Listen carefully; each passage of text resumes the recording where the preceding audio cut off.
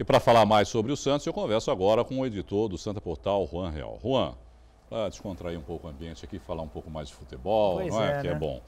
Faltam aí 4 rodadas por final da primeira fase. Juan, se você fosse o Marcelo Fernandes, Fácil, não quero né? te colocar em nenhuma situação difícil. Tá complicado. Você acha que seria o momento para poupar os titulares, Juan? Olha, Irineu, boa noite amigos do Caderno Regional.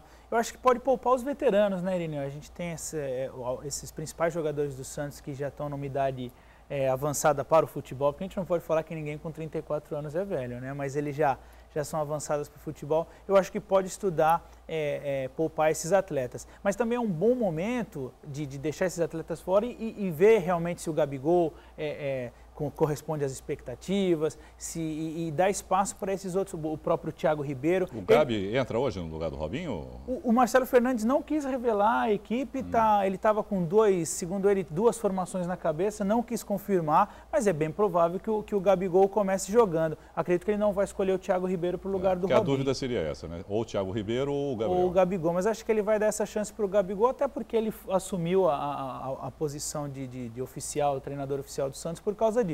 Mas você vê, se ele poupar a equipe, tem o Gabigol e o Thiago Ribeiro, funcionaram muito bem naquele jogo contra o Marília, então ele pode pensar, não poupar drasticamente toda a equipe titular, mas uma peça ou outra ele pode mexer, sim. Bom, o Corinthians também joga hoje, né? Aliás, está jogando, né, nesse momento, né, Juan, contra a Penapolense na Arena Corinthians.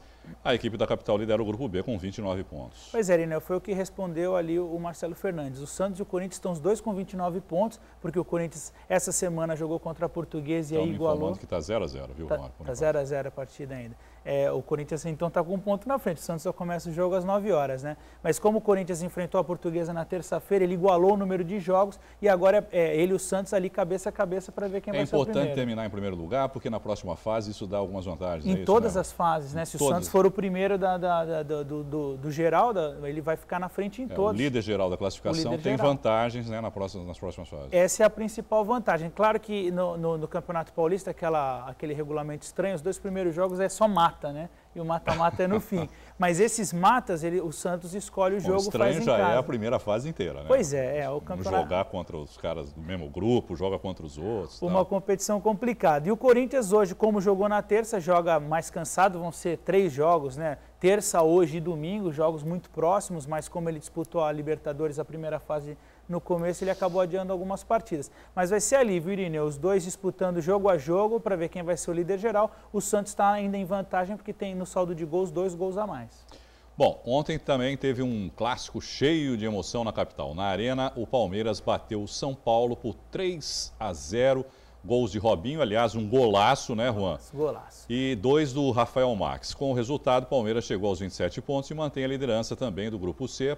E apesar da derrota, o São Paulo mantém o primeiro lugar do Grupo A com 26 pontos, na verdade. Então, Irineu, deixar claro que assim, não vou nem falar de Rogério Ceni, golaço do Robinho, não pode tirar esse mérito dele. Porque eu acho que o Rogério Ceni, a grande falha dele foi acreditar que o Robinho não acertaria um chute daquele. Ele volta displicente pro gol. Agora, ele deu um chutão pra frente, a bola foi lá no meio campo, ele voltou meio assim, né? Não vai acontecer nada. O que ele errou foi o chutão que ele deu de canelada, mas a bola foi até o círculo central. Aí o Robinho mata no peito, deixa ela pingar e devolve pro gol. Quer dizer, foi um golaço indiscutível, não podemos tirar esse mérito dele.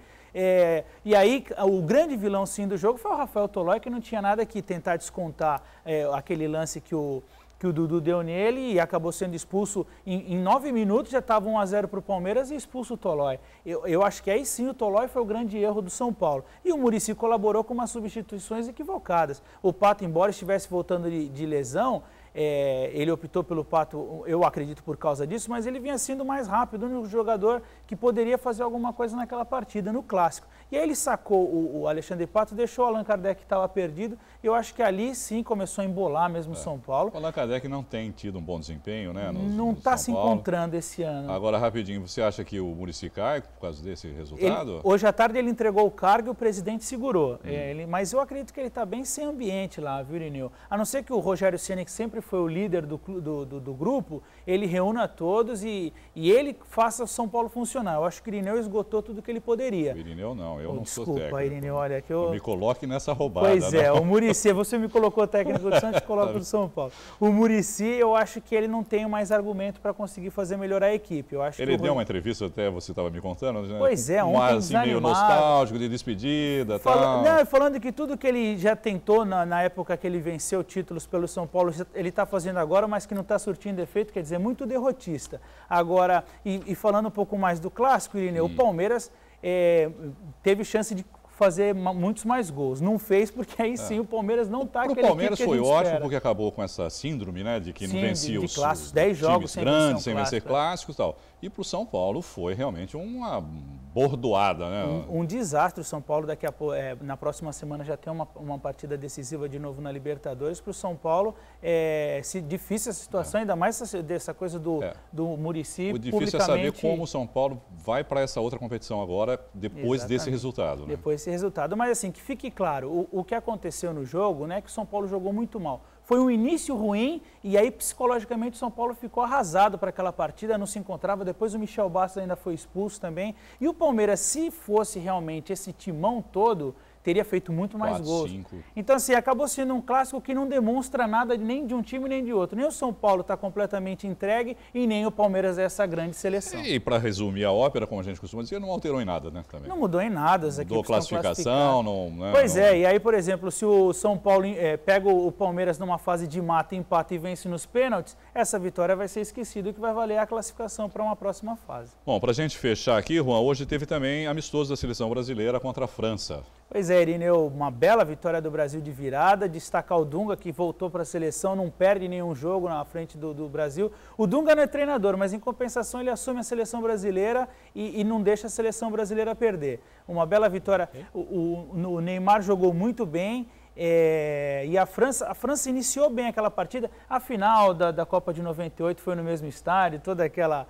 queriam criar aquele clima de revanche. Não é o caso, é um amistoso, as equipes se preparando. O Brasil, a partir de 11 de junho, tem a Copa América lá no Chile e está se preparando. Mas assim, demonstra que o Brasil teve a capacidade de virar uma partida contra uma grande seleção, campeã do mundo. Embora a França também venha aí de uns anos para cá reformulando a sua equipe, mas o Brasil conseguir virar esse jogo e da forma que virou, e a partir do segundo gol, um massacre brasileiro no segundo tempo, e Neymar novamente jogando muito bem, mas destaque para o goleiro Jefferson, viu, Irineu? Fez excelentes defesas. Eu acho que o Brasil veio aí de 2 Copas amargando o Júlio César e ele já estava pronto. Olha lá, as grandes defesas que ele protagonizou hoje. Essa do Benzema no começo até foi um lance parecido com o do Zidane na final de 98, e ele buscou essa bola, realmente uma grande defesa. Depois ele ainda fez algumas de chutes a longa distância. O Jefferson, um positivo destaque hoje. E o Roberto Firmino também sendo testado, fez passe para o gol do Oscar,